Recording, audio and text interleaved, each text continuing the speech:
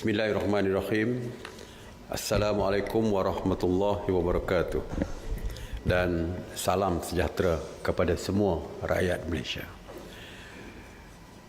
Seperti biasa, pihak polis akan melaporkan tentang tindakan mereka bagi memastikan kadar pematuhan semakin meningkat daripada hari ke hari. Dan hari ini, hari semalam, kadar setakat ini adalah 97%. Bermakna ada 3% lagi yang masih engkar dengan arahan PKP ini. Semalam, sebanyak 769 sekatan jalan raya diadakan di seluruh negara dan pemeriksaan ke atas 433,988 kenderaan. Sebanyak 36,980 pemeriksaan mengejut telah diadakan di seluruh negara dan sebanyak 5,022 premis telah diperiksa oleh pihak berkuasa.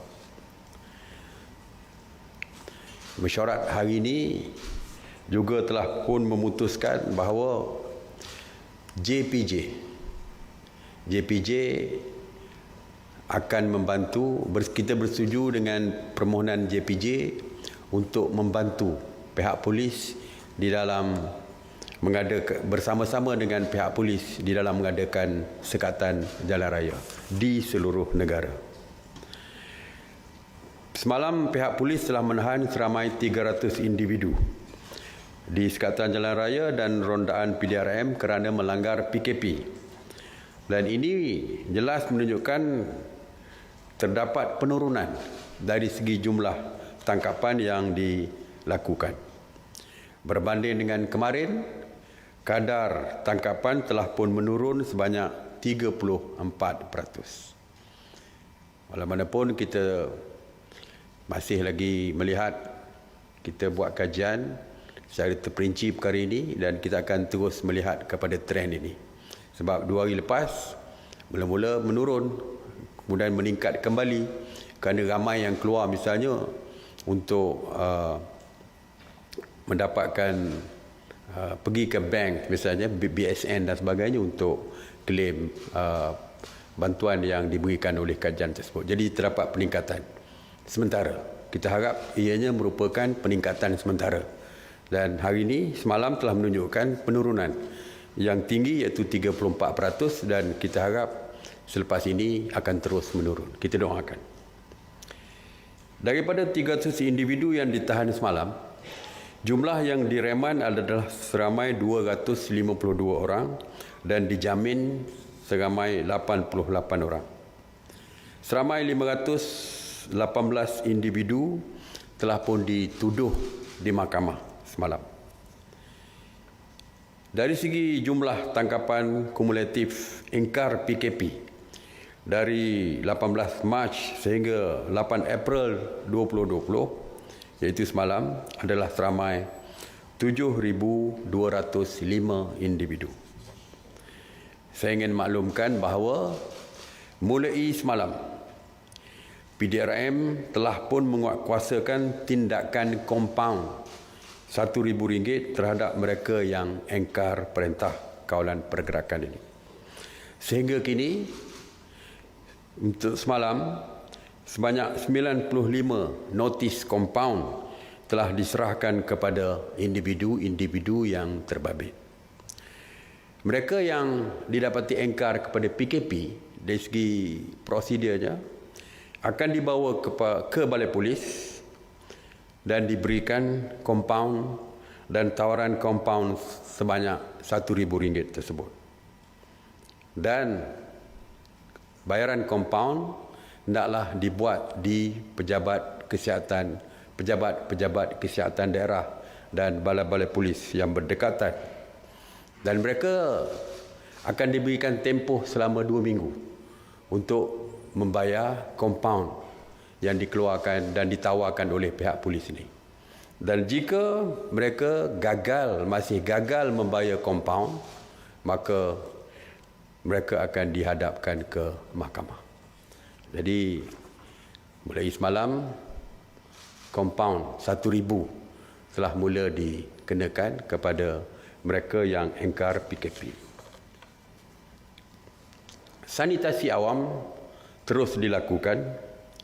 Ops sanitasi awam di bawah kawal selia KPKT, Kementerian Perumahan dan Kerajaan Tempatan, sejak 30 Mac 2020 telah melakukan 954 operasi sanitasi di 81 zon termasuk zon merah dan juga zon kuning. Semalam 8 April, sebanyak 159 operasi sanitasi yang meliputi 63 zon di 12 negeri termasuk 29 kawasan di Johor dan 30 kawasan di Kuala Lumpur. Kawasan yang turut dinyah cemar adalah 686 bangunan kerajaan dan 433 tempat awam. KPKT mensasarkan untuk menyah cemar 38 projek perumahan rakyat ataupun PPR di zon merah dan zon kuning. Semalam, sebanyak 5 PPR telah dinyah cemar menjadikan jumlah keseluruhan 30 PPR telah pun selesai disanitasi yang melibatkan 31,775 unit rumah. Mengenai pusat kuarantin, sehingga semalam sebanyak 143 pusat kuarantin termasuk 24 hotel telah beroperasi di mana 9,720 individu sedang menjalani proses kuarantin wajib. Jadi bermakna terdapat pertambahan dari segi jumlah pusat kuarantin yang beroperasi. Semalam, seramai 229 rakyat Malaysia telah pulang ke tanah air dan telah pun dikuarantin secara wajib. Saya juga ingin memaklumkan tentang pemberian makanan kepada masyarakat orang asli. Yang ada di antaranya mengatakan mereka tidak mendapat makanan. Suka saya maklumkan bahawa JAKWA ataupun Jabatan Kemajuan Orang Asli telah melaksanakan agihan bantuan bakul makanan kepada masyarakat orang asli sejak PKP dikuatkuasakan. Bantuan fasa pertama iaitu daripada 2 hingga 10 April telah diagihkan kepada 49,670 ketua isi rumah di 853 perkampungan asli orang asli di seluruh negara bernilai 5 juta ringgit. Bantuan fasa kedua akan bermula pada 10 April 2020 dengan pertambahan penerima kepada 55,000 ketua isi rumah melibatkan peruntukan 6 juta ringgit. Bantuan fasa kedua ini merupakan sambungan daripada agihan fasa pertama dengan penambahan kepada keluarga yang berpindah randah dan tinggal di kampung-kampung tambahan.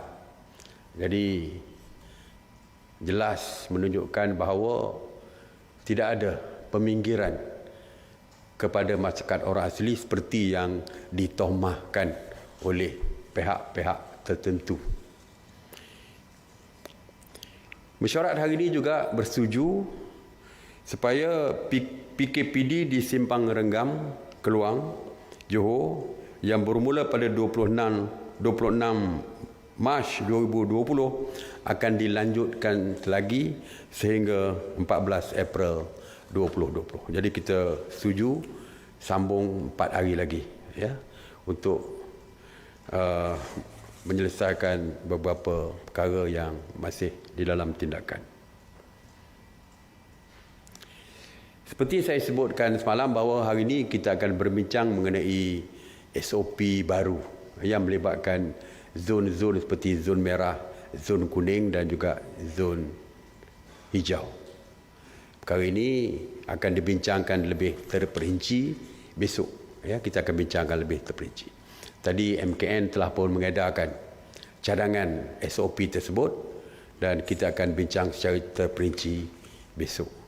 Malah KKM juga, Kementerian Kesihatan, akan memperincikan dari segi kawasan-kawasan yang berkaitan dengan ketiga-tiga zon yang saya sebutkan tadi.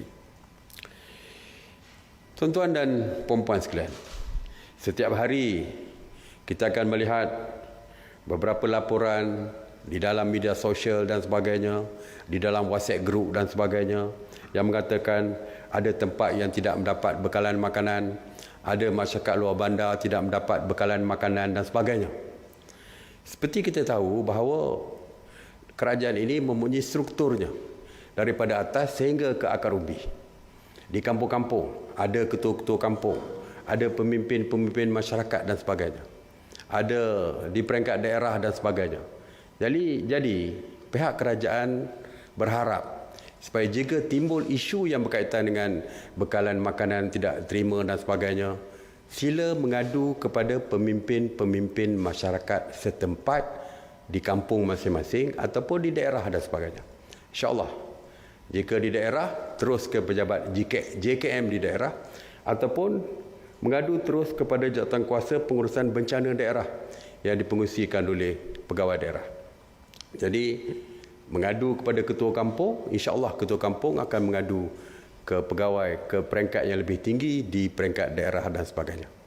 Jadi, jika perkara ini dapat dilakukan, jadi kita boleh menyelesaikan berbagai-bagai isu yang ditimbulkan selama ini, yang kononnya ada yang tidak mendapat perhatian dan sebagainya. Jadi saya yakin kepimpinan masyarakat di peringkat kampung, di peringkat daerah dan sebagainya pasti mampu untuk menyelesaikan masalah ini. Jadi itu saja hari ini. Sekali lagi saya ucapkan terima kasih, dan sebelum itu sekali lagi seperti biasa saya menyeru kepada tuan-tuan dan puan-puan, patuhilah setiap arahan yang dikeluarkan oleh kerajaan. Terus tinggal ataupun terus berada di dalam rumah. Stay home, stay safe. Terima kasih. Assalamualaikum warahmatullahi wabarakatuh.